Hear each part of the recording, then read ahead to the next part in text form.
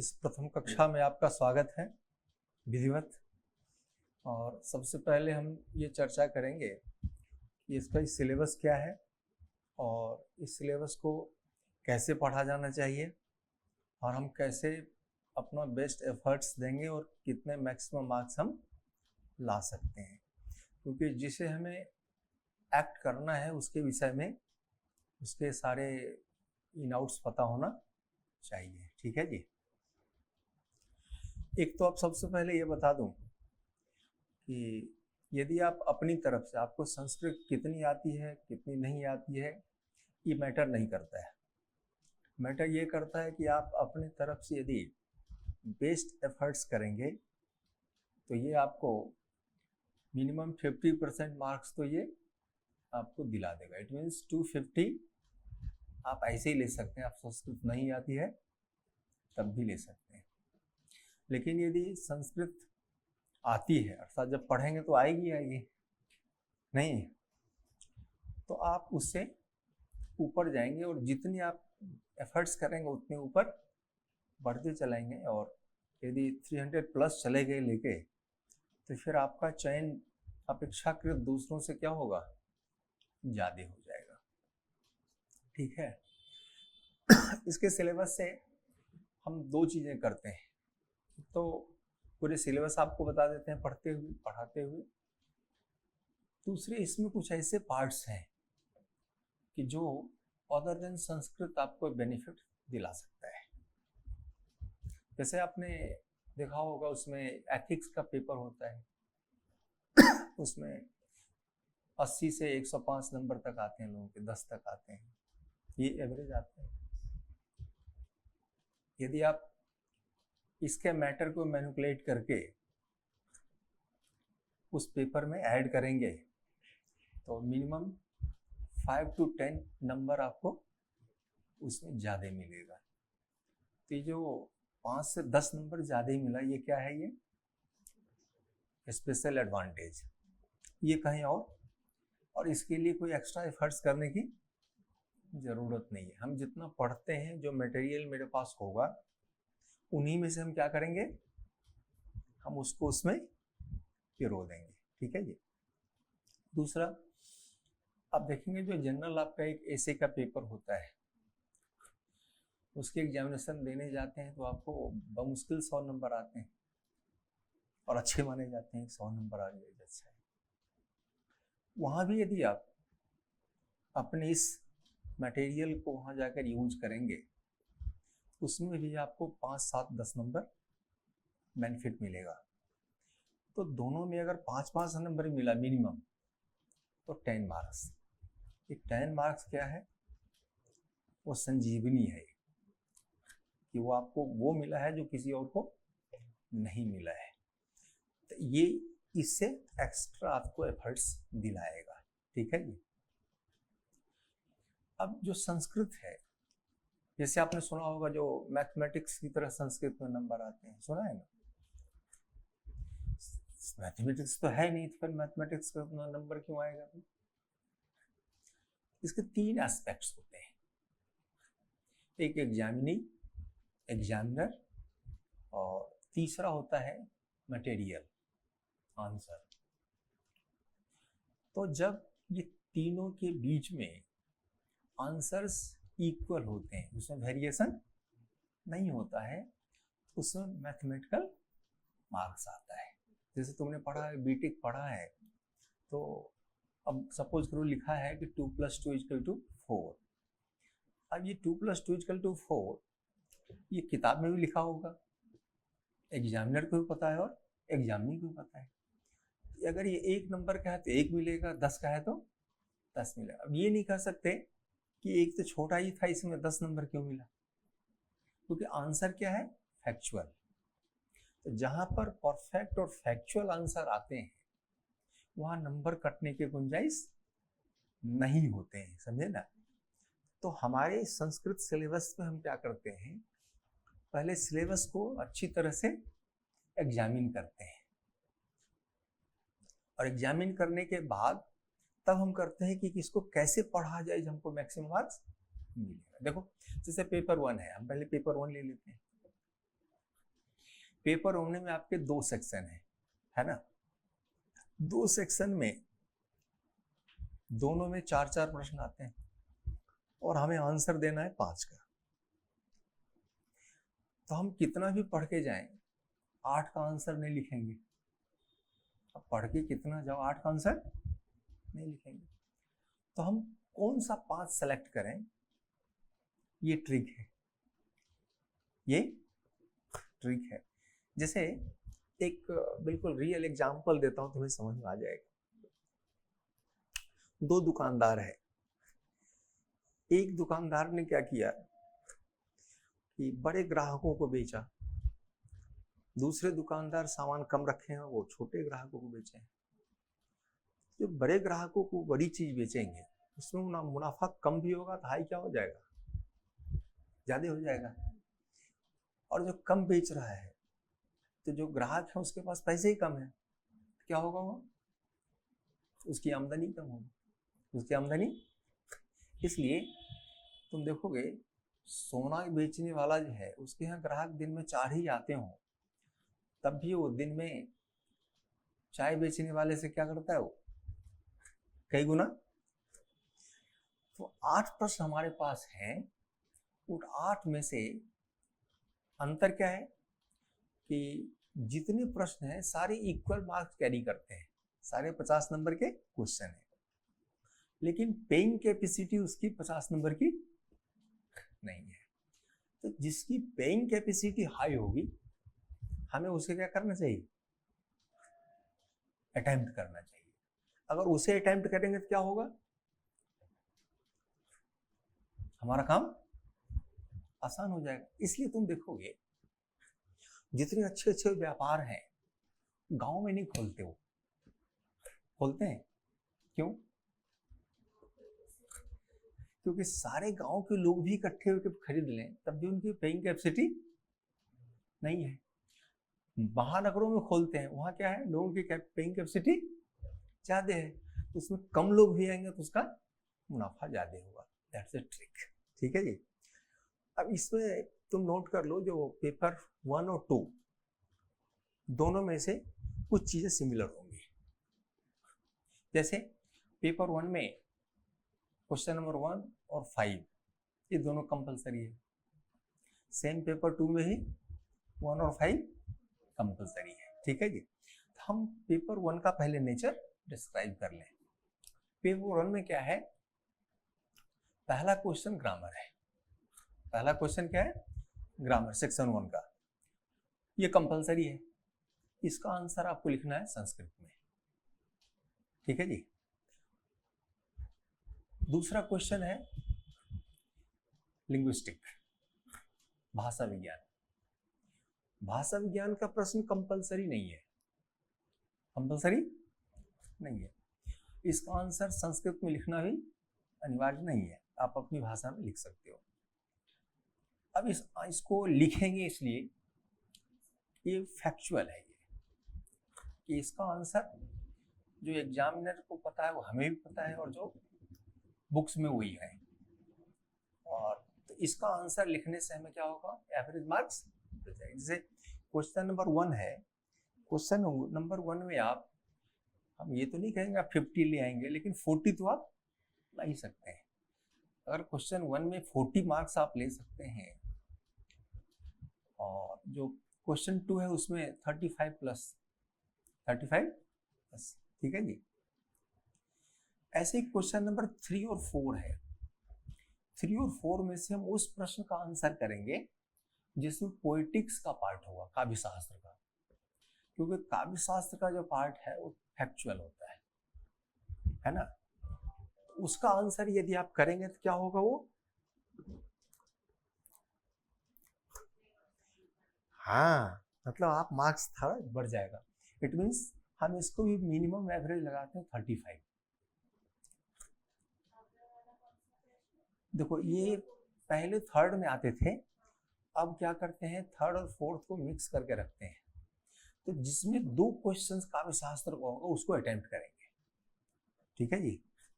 तो अभी 3rd मान के चलो कि 3rd क्वेश्चन हम करते हैं, तो उस 3rd में हमें 35 मिलेगा। अब सोचो, केवल एक सेक्शन को हम अगर अच्छी तरह से पकड़ के रख लें तो पूरे पेपर 1 में जितने मार्क्स आते हैं हम यहीं से क्या कर सकते हैं, निकाल सकते हैं। क्या जी, समझ आई बात ये? अब है क्वेश्चन नंबर 4। क्वेश्चन नंबर 4 जो है वो संस्कृत के जो टर्म्स हैं उसके बारे में पूछा जाता है, जैसे काव्य है, महाकाव्य है, नाटक है ना, हाँ, चंपू है। अब क्या है कि इसके आंसर फैक्चुअल नहीं होते हैं, क्योंकि उसके जब आप ब्यूटी लिखेंगे है तो थोड़ा आधा अपना लिखना पड़ेगा, कुछ टेक्स्ट का लिखना पड़ेगा। फैक्चुअल इसलिए किसी के वर्णन आप लिखेंगे तो वर्णन तो डिफरेंट हो जाएगा। हाँ, वो तो वो सबका वो हुआ, वो केवल वही नहीं लिखा, उसके साथ अटैच कर देते हैं वो है। हाँ, किसी के बारे में बता दो, किसी महाकाव्य के बारे में बता दो, तो आधे पार्ट तो आप लिख देंगे और आधे में क्या होगा, तो फिर नंबर आपका क्या होगा, ग्राफ कम हो जाएगा इसमें। तो इसलिए चूंकि अक्सर क्या किया जाता था, इस क्वेश्चंस को लोग छोड़ देते थे बच्चे। एग्जामिनर ने क्या किया, 3 और 4 को मिलाना शुरू कर दिया, चलो बेटा कहाँ जाओगे छोड़ के। तो इसका मतलब है इसमें आपको 30, अगर इसको अटेम्प्ट करते हैं तो 30 मार्क्स मिलेगा। 5 नंबर का कितना मार्जिन है देखो, ठीक है जी। और एक क्वेश्चन से, एक सेक्शन से हम 3 से ज्यादा नहीं कर सकते हैं, मतलब प्रत्येक सेक्शन से मिनिमम 2 क्वेश्चन का आंसर करना है ना, और एक सेक्शन से मैक्सिमम 3, 4 का 4 आप नहीं करेंगे, ध्यान रखें आप। अब है सेक्शन बी। सेक्शन बी में एक ही ऐसा क्वेश्चन है जिससे ज्यादा मार्क्स आते हैं, वो है अनसीन पैसेज, है ना। वो क्वेश्चन नंबर 8 में आएगा। किसमें आएगा? 8 में आएगा। पहले 5th को लिख लो। क्वेश्चन नंबर 5th जो है वो है शॉर्ट एसे।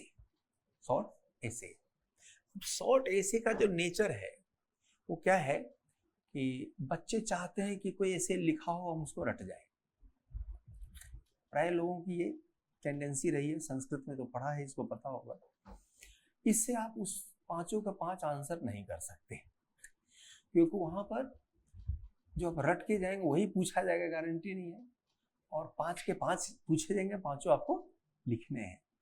इसके लिए क्या है कि अगर जो हम बताते हैं मार्ग, उस रास्ते से आपने यदि प्रैक्टिस किया लिखने का, तो फिर आपको निबंध लिखने का कोई टेंशन नहीं होगा। समझ गए ना? और इतना आप जरूर लिख देंगे 5 के 5 निबंध कि जिसमें से आपको 50% मार्क्स आ जाएगा आसानी से, यानी 25। देखो कितने हमने लेवल कम कर दिए मार्क्स के, 25। ठीक है ये। अब क्वेश्चन नंबर 6। क्वेश्चन नंबर 6 में इंडियन कल्चर का पार्ट है, इंडियन कल्चर का पार्ट। ठीक है जी। अब इंडियन कल्चर में क्या है, वर्णाश्रम इत्यादि है, वो ये हिंदी में लिखना है या अंग्रेजी में लिखना है, जिसमें लिखना चाहो। अब इसमें क्या है कि इसके अप्रोचेस डिफरेंट है, अलग अलग है, इससे नंबर भी इसमें कम आते हैं। इसमें भी आपको 25 to 30 मार्क्स मिलेगा अटेम्प्ट करने पर। सेम है 7th क्वेश्चन, उसमें है इंडियन फिलोसफी। वेस्टर्न नहीं है, इंडियन फिलोसफी के जितने टर्म्स हैं उनमें से किसी के बारे में पूछा जा सकता है। और इस फिलोसफी के टर्म्स भी वेग होते हैं, अप्रोच डिफरेंट होते हैं। इसके आंसर में भी आपको सेम 25 to 30 मार्क्स के स्कोप है। क्वेश्चन नंबर 8 अनसीन पैसेज है, इसका आंसर संस्कृत में लिखना है। ठीक है जी। और यदि ये कमांड में आ गया तो ये आपको 40 मार्क्स दिला सकता है, 40 मार्क्स दिला सकता है। और कमांड में कब आ गया ये ध्यान रखना। क्वेश्चन नंबर 1 को सही से आप ईमानदारी से पढ़ोगे, क्वेश्चन नंबर 1 यदि ईमानदारी से पढ़ोगे तो 5वां कंट्रोल में आ जाएगा, और 5वां को आप अगर प्रैक्टिस करोगे तो 8वां अपने आप कंट्रोल में आएगा। मतलब आपको 8वें को रटने की जरूरत नहीं होगी, समझे ली। अब सोचो इसमें से जो क्वेश्चन अटेम्प्ट किया जाना चाहिए वो 1, 2, 3, 5 और 8, 1, 2, 3, 5 और 8। इन केस अगर 8 आप फेल कर रहे हैं, 8 आप फेल कर रहे हैं, then you select question number 6 और 7, इसमें से कोई एक कर सकते हैं, ठीक है जी। 6 और 7 आप जो हमने कहा कि जो अटेम्प्ट नहीं करेंगे, अटेम्प्ट नहीं करने का ये अर्थ नहीं है कि उसको हम पढ़ेंगे नहीं, क्योंकि जिसको अटेम्प्ट नहीं करेंगे वो भी आपके प्रश्न के अंदर आएंगे। अक्सर जो कल्चर का कुछ पोर्शन है और जो दर्शन का है, ये दोनों में से उठा के आपको ऐसे में पूछा जाता है। अगर हमने इसको पढ़ा और इसी का प्रैक्टिस किया तो हमारा काम क्या होगा, आसान हो जाएगा, ठीक है जी। तो अब सोचो कि पेपर 1 से आप कितने मैक्सिमम मार्क्स ला सकते हो। 1, 2, 3, 5 और 8, कितने हो गए इसके मार्क्स?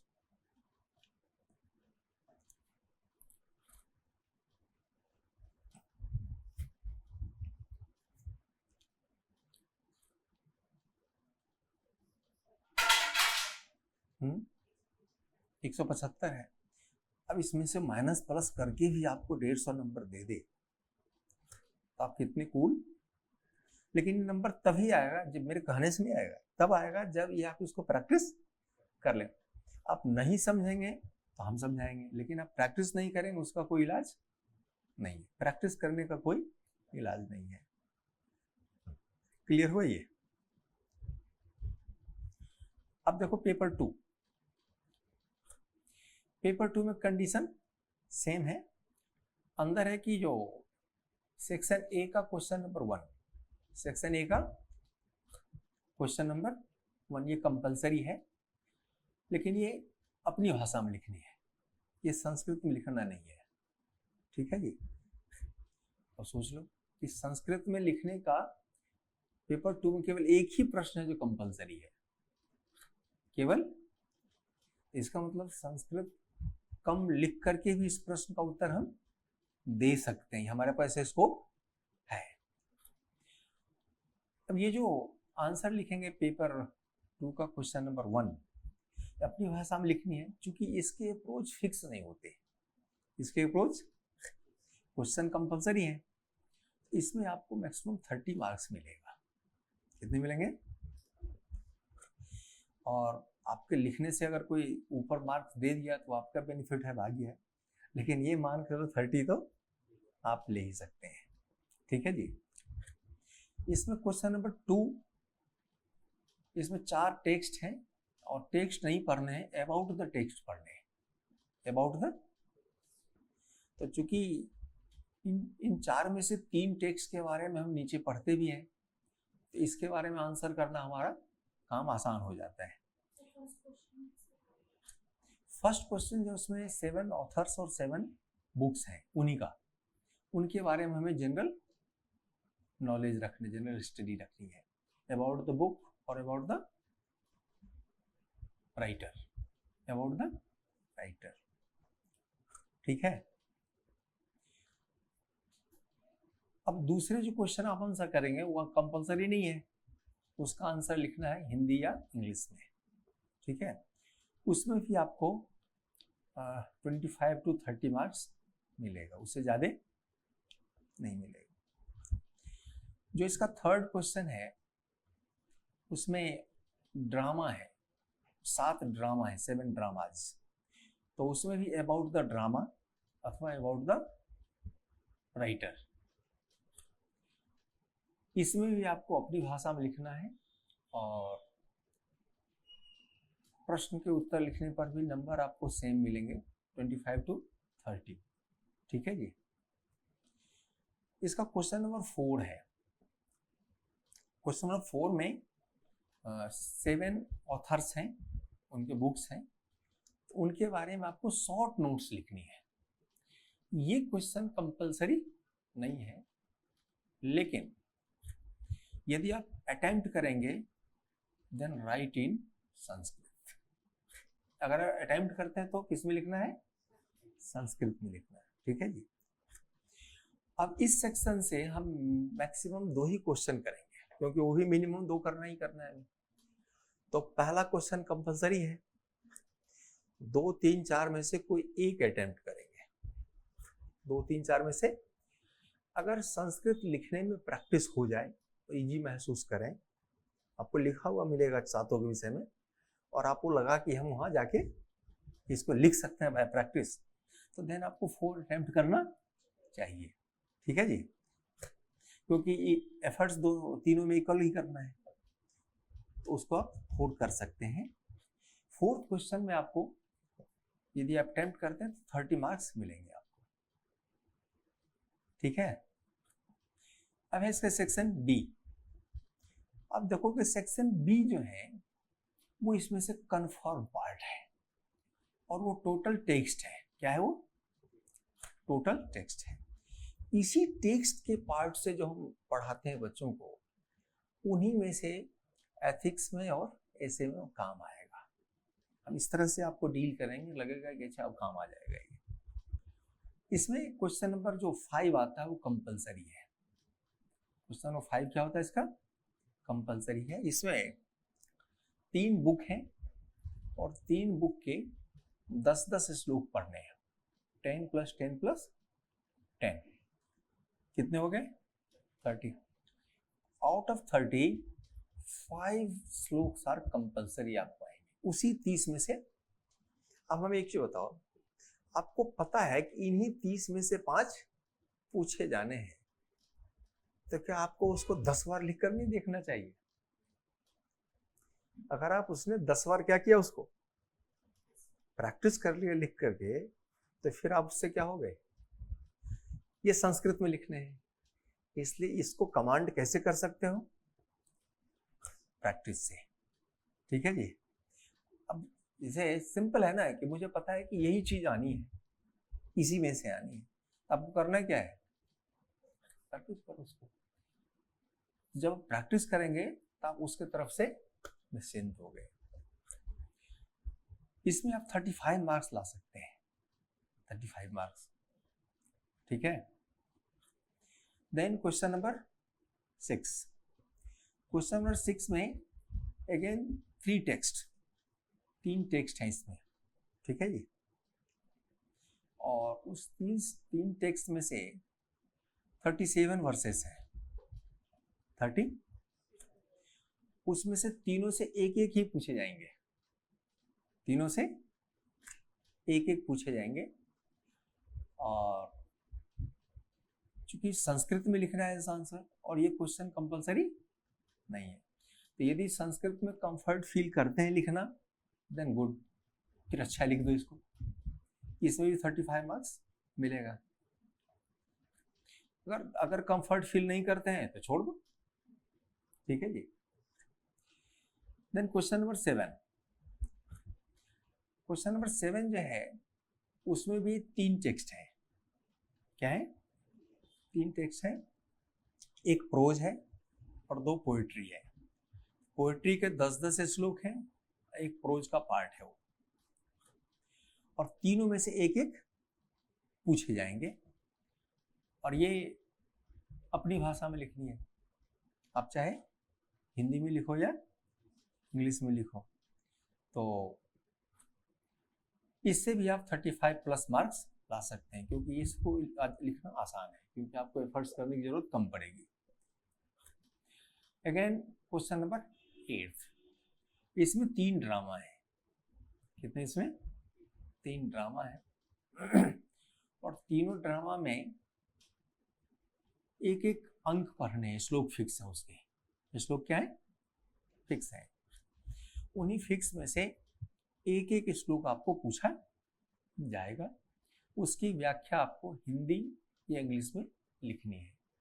तो अगर इसको भी अटेम्प्ट करते हैं तो आपको 30 to 35 मार्क्स मिलेगा। ठीक है जी। तो इसमें 2 तरह के आप प्लान रख सकते हैं। प्लान नंबर 1, क्वेश्चन नंबर 1, 4, 5, 6 और 7 लिख लो। लाइन नंबर 1 क्या हो गया? ठीक है। अब फिर इसके मार्क्स देखो कितने आ गए।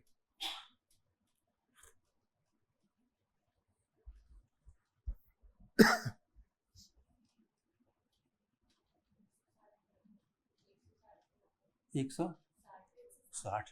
ठीक है जी। प्लान नंबर 2, 1, 2, 5, 7 और 8। अब इसको देखो।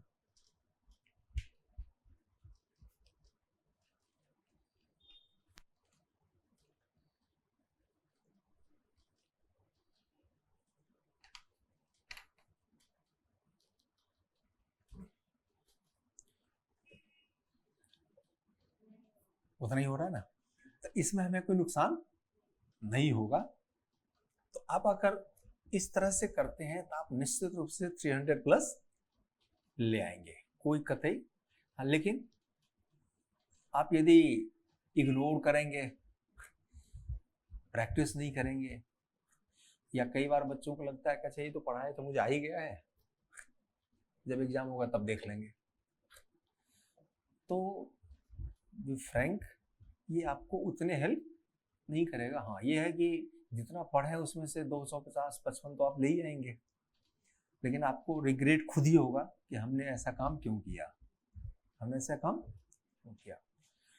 अब एक और मजेदार बात बताऊं, कंपटीशन में बच्चे गड़बड़ क्यों करते हैं ये पता होना चाहिए। ये प्रतियोगिता है, कभी ऐसा भी हो सकता है कि जो आप पढ़े हुए उनमें से कोई ऐसा पार्ट आया जो आपके दिमाग में आया ही नहीं, और ऐसा क्या होता है 5% या पूरे पेपर में 5 नंबर का या 10 नंबर का एक क्वेश्चन होता है। ठीक है जी। तो अगर 250 नंबर में से 10 नंबर का कोई क्वेश्चन हुआ तो कितने परसेंट हो गए? 5%, है ना। ये 5 क्या हो गए, उससे कम ही हो गए। अब हम क्या करते हैं, जो एक 10 नंबर का क्वेश्चन हमें नहीं ट्रिक हो रहा है, हल नहीं हो रहा है, हम उसको अपने सिर पे बिठा लेते हैं और वो इतना प्रेशर दे देता है कि जो हमें 240 नंबर का आता था उसको खराब कर लेते हैं, उसको खराब कर लेते हैं। इससे क्या होता है, इससे आपका एग्जाम, इसलिए आपको जो नहीं आता है उसको तो आप 3 घंटे में नहीं ला सकते ना, तो हमें उसे सिर से उतार के नीचे रख देना चाहिए। हमें किसको चढ़ाना चाहिए, जो आता है, क्योंकि आपको वहां अपना बेस्ट एफर्ट्स करना है, रिजल्ट उस पर होता है। मुझे याद है कि एक साल कुछ टफ क्वेश्चन आया था पेपर 1 का, एक लड़की थी, वो पेपर 1 निकले देखे और सीधा मुझे फोन लगाया, सर पेपर तो बहुत खराब, बहुत टफ आ गया था, एकदम दिमाग जो है वो हिल गया है। सर मैं बताऊं पेपर क्या आया था सर? हमने कहा नहीं, बिल्कुल नहीं, मुझे सुनना ही नहीं है। तो बोला क्यों सर? हमने बोले ऐसा है, अब मैं जब फोन रखूंगा इसके बाद तुम किसी से फोन पे बात नहीं करोगे, पेपर डिस्कस नहीं करोगे, चुपचाप रिलैक्स होके नाश्ता भोजन जो करना है करो और प्रिपेयर टू नेक्स्ट पेपर, दूसरे पेपर की तैयारी करो। रात को बताना क्वेश्चन क्या आया था। हमने फोन काट दिए, वो रिलैक्स हो, नेक्स्ट पेपर उसका उतना ही अच्छा हो गया। और आज के डेट में आईपीएस है, जब भी वो मिलती है कहती है सर वो अभी भी सीन याद है कि आपने डांट दिया, कि क्योंकि उस समय अगर 1 घंटा हम उसका क्वेश्चन डिस्कस करते देन उसकी निगेटिविटी क्या होती, बढ़ती चली जाती। इसलिए ये कभी नहीं करना है। ठीक है जी। एक और चीज ध्यान रखना है, हम किसी चीज को आंख बंद के रटने के पीछे नहीं पड़ेंगे। यदि आप उसकी चीज को समझोगे तो बिना रटे भी वो रिटेन रहेगा। जैसे तुमने मैथमेटिक्स में पढ़ा होगा ट्राई एंड एरर, एक प्रोसेस है ट्राई एंड एरर। याद मत करो, आप उसको करो और भूल जाओ, क्या होगा वो अपने आप इन प्रैक्टिस आ जाएगा। तो हम जो भी पढ़े उसको देखें कि आखिर ये क्या चीज है और कैसे समझ में आ रहा है ना। हम आपको जब भी पढ़ाएंगे तो जीरो से पढ़ाएंगे। जीरो समझते हो, बेसिक। ये मत समझना कि हम पढ़े हुए हैं तब आ गया पूरा, नहीं, आपको बेसिक से समझना चाहिए, डील करना चाहिए। तो एक चीज मैं आज बताऊंगा एग्जाम्पल के तौर पे, और तब इस पे आऊंगा प्रॉपर में। सबसे पहले ये बताओ, आपने संधि का नाम सुना होगा, क्या होती है संधि?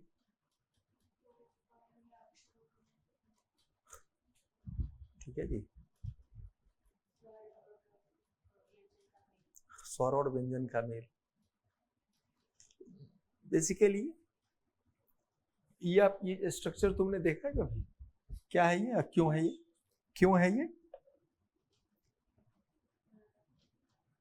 तुमने देखा इसको? क्या है, क्यों ऐसा लिखा जाता है?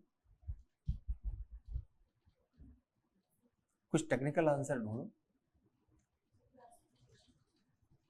क्लासिफिकेशन के लिए।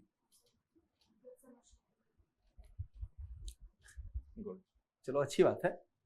जब आप इस तरह से कर सकते हैं तो काम हो सकता है। वो आपने देखा होगा जब हम संधि करते हैं, क्या करते हैं, संधि करते हैं, तो उनमें वर्ण मिलते हैं। क्या मिलते हैं? वर्ण मिलते हैं। तो जो वर्ण मिलते हैं उसके कोई सिस्टम होगा, उसका कोई सिस्टम होगा। तो कितने मैक्सिमम सिस्टम हो सकते हैं उसके, अगर वो एक्सप्लोर कर लें तो फिर हमारा काम, कितने मैक्सिमम हो सकते हैं उसके। अगर वर्णों को हम मिलाएंगे, वर्णों को मिलाएंगे तो कितने सिस्टम हो सकते हैं। मैं यहाँ लिख देता हूँ, दिख जाएगा कि नंबर 1, अगर हम वर्णों को एक मान लें ABC, क्या मान लें? A means group of letters, B means group of letters and C means group of letters. A और B क्या होगा? कॉज। A और B क्या होगा? कॉज। और C क्या मान लें हम? रिजल्ट। C क्या मान लें? रिजल्ट। तो देखो क्या टेक्निकल है, अगर हमने लिखा A plus B, A plus B, तो एक हमारे पास क्या बनेगा, एक रिजल्ट आ सकता है C। दोनों A और B मर्ज होके क्या मिलेगा? एक C रिजल्ट आएगा। ठीक है। अब मान लो हमने दूसरा यहां लिख दिया A प्लस B, कॉज तो सेम ही होगा। अब इसमें क्या हो सकता है, A change into C, A change into C, B remain unchanged, right. तीसरा A plus B, then B change into C।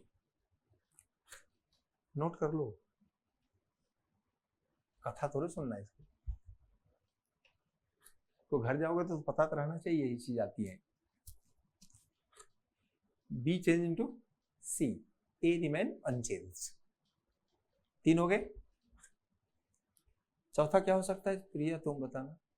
Fourth combination क्या हो सकता है, संभावनाएं क्या है? What is the fourth? दोनों ही चेंज, दोनों तो चेंज हो चुके, दोनों चेंज ना हो। देखो राइट, मतलब फोर्थ चॉइस एक ही है, दोनों चेंज ना हो। तब दोनों चेंज ना हो तब क्या होगा?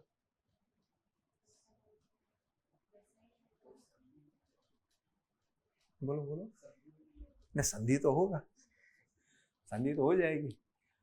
देखो अच्छा है, अब आप रिएक्ट करने लगोगे तो अच्छा लगेगा, जब रिएक्ट करोगे तो ठीक आएगा, समझे ना, ये ध्यान रखना है। वो अब ये फोर्थ क्या होगा वो लिख देता हूं, A plus B, then result क्या होगा? A A, C, B. It means C insert between A and B. C insert between A and B. अब हमारे पास जितने फॉर्मूले होंगे उसको अगर 4 ब्रैकेट में हम अरेंज कर दें, आइडेंटिफाई करना क्या होगा? इजी होगा। क्या इस तरह से पढ़ी थी कभी? अब पता लगा कि संस्कृत में मैथमेटिक्स कैसे है संस्कृत में। तो अब मैं जो कहने जा रहा हूं कि जब आप ग्रुप बनाएंगे तो ग्रुप लेटर्स का ग्रुप होगा। तो लेटर्स के ग्रुप बनाने के लिए आपको सबसे पहले सारे लेटर्स को एक अरेंजमेंट करना होगा। क्या जी? जैसे सेना का ग्रुप बनाते हैं तो ग्रुप बनाते तो क्या करते हैं? उसको अरेंज करते हैं। विदाउट अरेंज यदि आप ग्रुप बनाएंगे तो क्या होगा? हौच पौच हो जाएगी वो। सो पाणिनि ने क्या किया कि एक लेटर्स का एक अरेंजमेंट किया है, लेटर्स का एक अरेंजमेंट किया है और उसका जो ग्रुप बनाने का सिस्टम है इसी का नाम है प्रत्याहार सूत्र। हम इसको कहते हैं वर्णमाला का अरेंजमेंट। वर्णों का कितना साइंटिफिक है उसको गौर करो। इसमें पहले नंबर पर देखो 1 2 3 4 5 ये 5 जो हैं ये इसको क्या कहते हैं? मूल स्वर। मूल स्वर मतलब क्या होता है? Basic vowel. अब भाषा विज्ञान में जाओ, हमारे यहां भी बेसिक कितने हैं? 5। वहां भी बेसिक कितने हैं? 5। हमारा लैंग्वेज स्ट्रॉन्ग क्यों हो गया? कि हमने स्वरों को इनहेंस कर लिया। हमने स्वरों को, ये फैसिलिटी उनके पास नहीं है। क्या समझे? हमने इसका भी दीर्घ बना लिया, फिर इसको जोड़ के नया भी बना लिया, तो हमारी कैपेसिटी क्या हो गई? बढ़ गई। और क्या हो गए? 5 के 5 हो गए। ठीक है। अब देखो ये जो नेक्स्ट 2 है इसको हम क्या कहते हैं? संयुक्त स्वर। संयुक्त का मतलब होता है 2 स्वरों से मिलकर जो बना हुआ है, 2 स्वरों से मिलकर जो बना हुआ है। ठीक है जी। अब इसके बाद देखो नेक्स्ट 2 है, इसमें ह को हटा दो क्योंकि हर 2 बार पढ़ा हुआ है, लास्ट में भी है और यहां भी है। ह को एक्सक्लूड कर दें तो कितने लेटर बचे? 4। या, व, र और ला। इसको हम क्या कहते हैं? अंतस्थ। अंतस्थ का मीनिंग क्या है तुम बता नहीं छवि?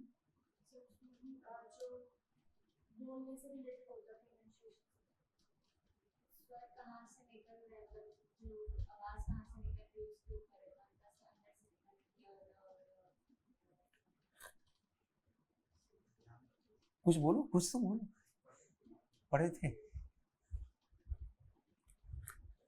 इसलिए कहते हैं बेसिक जब क्लियर होता है तब जाके। और हम अंतस्थ सुनते हैं तो लगता है कि अंदर से निकलता है, इसलिए अंतस्थ कहते हैं। All letters are come from inner part. सारे लेटर तो अंदर से निकल, बाहर से कौन लेटर निकलता है बताओ? कभी सुना कोई बाहर से?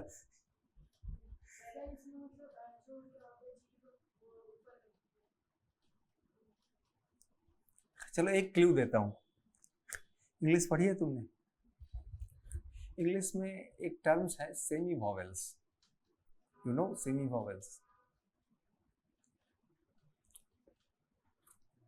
नो।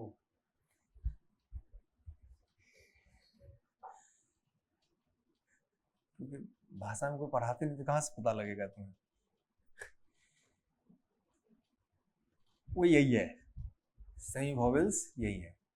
ये इंग्लिश के अल्फाबेट है, उसमें 2 लेटर हैं जिसको हम सेमी वॉवेल कहते हैं। सेमी वॉवेल कहते क्यों है मैं इंग्लिश में बता देता हूं, यहां तुम बताओगे उसको समझ करके। सेमी वॉवेल का मतलब होता है those letters are mainly consonant but sometime use as a vowel. Those letter are mainly consonants but use sometime as a vowel, it calls semi vowel. कौन सा लेटर है? वाई और एच, एच और Y ये दोनों क्या है, semi vowel है तो कॉन्सोनेंट है, लेकिन कभी यूज में क्या आते हैं, ठीक है जी।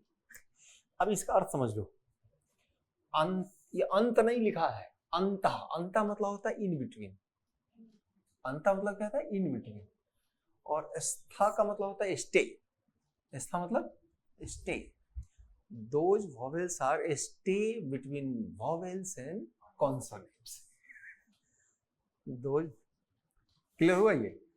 तो देखोगे यहां तक क्या था, वॉवेल है, यहां से क्या शुरू हुआ है, कॉन्सोनेंट शुरू है, इसलिए इसको बीच में रख दिया। अब बेसिक समझ में आया ये। अब तो कभी गड़बड़ नहीं करोगे, अंदर से निकलता है, जोर से निकलता है, बाहर से निकलता है, ठीक है जी।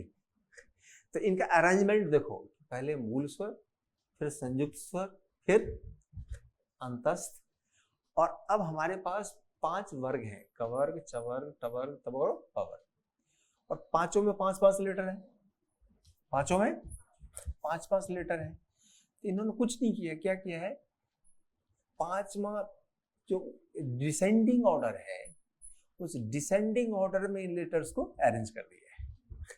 कैसे, ये 7 नंबर को देखो, ये सारे ग्रुप के 5 में लेटर है, अनुनासिक क्या है, राइट। देन 4th लेटर है, सारे ग्रुप का क्या है, 4th लेटर है। देन 3rd लेटर है, ठीक है। फिर देखोगे 2nd लेटर है, देन 1st, और देन सा सा सा और हा, सा सर सा और हा को हम ऊष्म कहते हैं क्योंकि इसमें एनर्जी ज्यादा निकलती है, एनर्जी। तो इस अरेंजमेंट के अकॉर्डिंग उन्होंने इसको लगाया, और इसके कारण क्या कर सकते हैं इसको हम, अगर ये हमें सीक्वेंस पता है तो हमको ग्रुप बनाना क्या होगा, आसान होगा। हम जब अगली क्लास आपको पढ़ाएंगे, सबसे पहले ग्रुप बताना बता देंगे। जैसे कोई संधि ले लो नाम, स्वर में 5 संधियां है ना, कोई संधि एक बताओ जो तुम्हें आता है, मैं उसका ट्रिक बताऊं, फिर कुछ बताऊंगा। कोई संधि बता दी तुम्हें, गुण संधि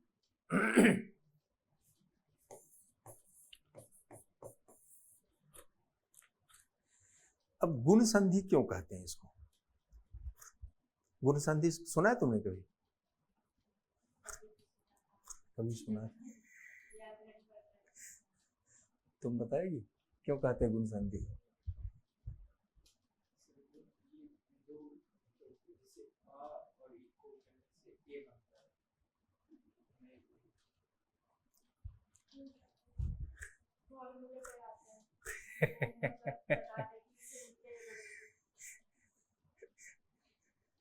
देखो, आपको जब ये स्टेज पता हो जाएगा, फिर आपके इसके ऊपर प्रिंट हो जाएगा, फिर कहीं जाने की।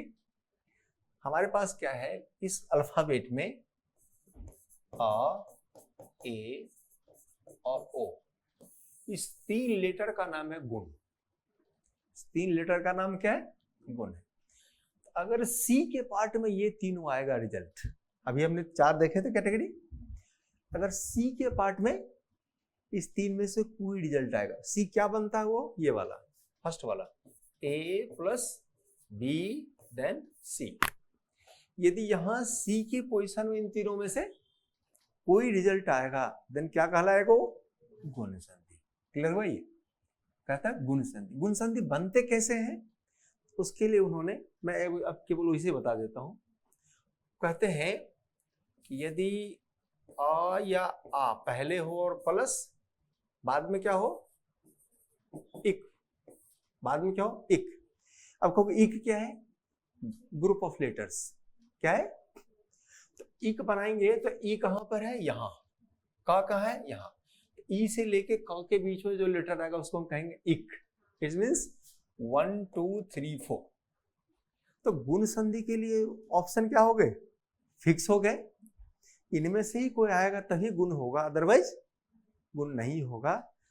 तो इस तरह से अगर रिजल्ट को आउट करके देखेंगे, हमारा काम क्या होगा, अब समझ आएगा। लेकिन हम तो केवल बताएंगे, प्रैक्टिस कौन करेगा? और वो ना हो तो? इसलिए मेरा अपना मानना है, मैं फ्रैंक बता दूं कि जब मैं पढ़ाने लगूं और पीछे के क्लास का कोई क्वेरी पूछूं और आप जवाब दे देंगे, इसका मतलब आप सेलेक्ट हो सकते हैं। और आप अगर कहेंगे हमने याद नहीं किया, सिर में दर्द हो रहा था, मामा आ गए थे, मामी आ गई थी, ये सब होता है ना, तो समझो आप अपने आप को क्या कर रहे हो? धोखा दे रहे हो, और हमें भी दे रहे हो, अपने आप को दे हमें भी धोखा दे रहे हो। इसलिए बहुत कम बच्चे को पढ़ाते हैं, उसी में अच्छे रिजल्ट आते हैं। और मैं पहले से बीच में भी कहता रहता हूँ किसी को, हमें तुम्हें धोखा देने का कोई इरादा नहीं। आप अगर प्रैक्टिस नहीं करेंगे, नहीं लिखेंगे, तो कुछ भी कर लो, सिलेक्शन नहीं होना। सिलेक्शन तभी होगा जब, जैसे मैंने ये समझाया, आपको समझ में आ गई। लेकिन रिटेन कब रहेगा ये? जब आप जाके प्रैक्टिस करोगे। प्रैक्टिस नहीं करोगे, रिटेन नहीं कर सकते, आप रख नहीं सकते इसको। इसलिए मूल क्या चाहिए आपको? प्रैक्टिस चाहिए कि आप इसको कैसे प्रैक्टिस कर सकते हो। नहीं तो ठीक लगा ये? अब तुम लोगों को भी टाइम देते 5 मिनट, तुम कुछ पूछ सकते हो, अगर कोई क्वेरी हो, कोई डाउट हो, देन फिर रिटर्न पूछो। क्या नहीं, ऐसा कुछ सोच के आया होगा जो पूछूंगा।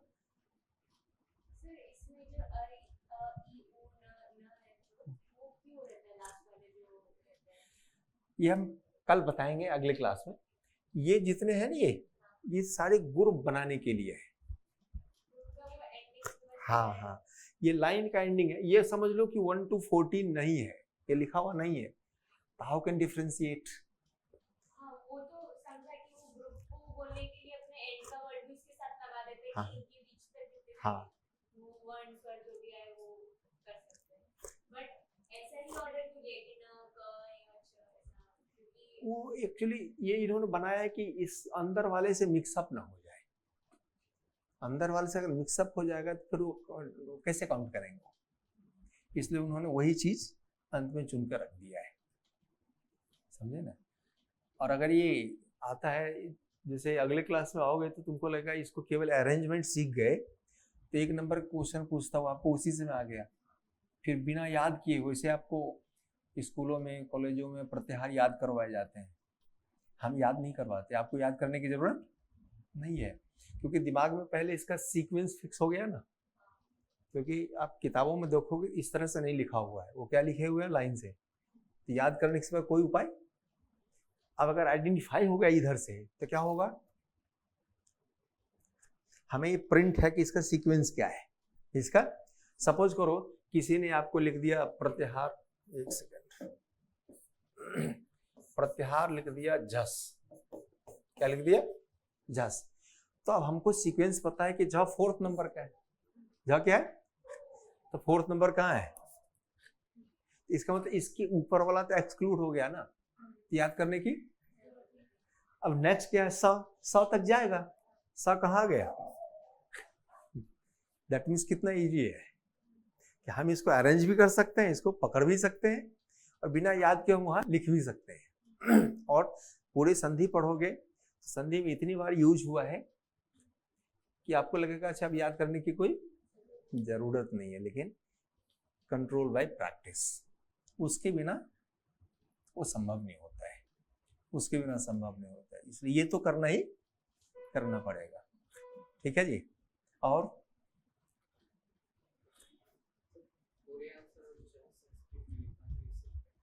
हाँ, ये तो लिख ही सकते हैं, पूरे आंसर चाहे संस्कृत में लिख सकते हैं, लेकिन ध्यान ये रहे कि आप जब संस्कृत पूरे लिखेंगे तो अशुद्धियां ना हो। दूसरी बात है, ये भूल जाएं, नंबर किसी भाषा से नहीं आते, नंबर आता कंटेंट लिखने से। तो कंटेंट और अभिव्यक्ति जो आपकी है वो जिस भाषा में स्ट्रॉन्ग है उसी में लिखनी चाहिए, क्योंकि जिस भाषा में आप स्ट्रॉन्ग हैं उसी में लिखें तो क्या है वो अच्छा है, क्योंकि आप उसमें इजी लिख सकते हैं, कोई दबाव नहीं होगा और टाइम से आंसर कर सकते हैं। जो भाषा आपको कम आती है उसमें लिखना चाहेंगे तो उसके लिए आपको प्रेशर लेना पड़ता है, अभिव्यक्ति कमजोर हो जाएगी, और जो याद करके जाएंगे उसमें या तो भूल जाएंगे या फिर उससे ज्यादा तो नहीं लिख सकते आप। ठीक है नहीं, इसलिए बिल्कुल ये दिमाग में रहना चाहिए जो हमारी अच्छी बात है। तो तुम्हारा लैंग्वेज क्या है? इंग्लिश में, ठीक है, तुम्हारा इंग्लिश में, अच्छा भी, तीनों को आपस में कंट्रोल करने में आसान रहेगा, है ना। तो हाँ, ये है कि जो आप समझते हैं, सोचो ना, मैं तो सिंपल ही कहता हूँ कि कम से कम संस्कृत लिख करके भी आप मतलब पूरे दोनों पेपर को मिनिमम 3 प्रश्न संस्कृत में लिख करके आप आंसर कर सकते हो। कंपलसरी क्या है? क्वेश्चन नंबर 1 और 5 फर्स्ट पेपर का और सेकेंड पेपर ओनली 5। इसका मतलब है कि 10 में से 7 प्रश्न आप इंग्लिश में लिख सकते हो। तो कहाँ प्रेशर रहा? प्रेशर रहा क्या? और जितना कम प्रेशर है उसको हम पढ़ेंगे तो हमें समझ में आ जाएगी, क्योंकि 5वां क्वेश्चन आपको कुछ करना नहीं है। क्या करना? उसको प्रैक्टिस करना है। पहला क्वेश्चन मैं जो ट्रिक बताऊंगा उसको आपको प्रैक्टिस करना है। फिर निबंध आप कुछ न कुछ तो लिख ही सकते हैं जब पढ़ेंगे। तो अगर आपको कॉन्फिडेंस बढ़ेगा तो आप दूसरे संस्कृत का वाला आंसर भी लिख सकते हैं। नहीं, इसलिए कोई ये कहे कि भाई नदी में तैरना अच्छा है, अच्छी बात है, तैरो, पानी पूरा है, लेकिन जिसे तैरने नहीं आता वो तैरने वालों को देख करके नदी में कूद जाए तो क्या होगा? डूब जाएगा। इसीलिए अब कोई कहे अच्छा संस्कृत का पेपर है तो संस्कृत में ही पूरा लिखना है, लोगों ने कहा है। अब जिसने कहा वो लिख सकता है, लेकिन हम नहीं लिख सकते, तो हम क्यों लिखने जाएंगे? लिखने जाएंगे तो हमको नहीं डूब लाएंगे, तो हमें तो तैरने आता नहीं है। इसलिए हमेशा वो एफर्ट्स करना चाहिए जो हमारे कंट्रोल में है, जिस पर हम बेस्ट कर सकते हैं। जिस पर बेस्ट नहीं कर सकते हैं वो आंसर करना ठीक नहीं है, वो अटेम्प्ट करना ठीक नहीं है। ठीक है, ये समझ आई बात? ठीक है, अब तो कुछ नहीं पूछना है ना। चलिए नेक्स्ट क्लास के लिए बता देंगे तो उस टाइम आप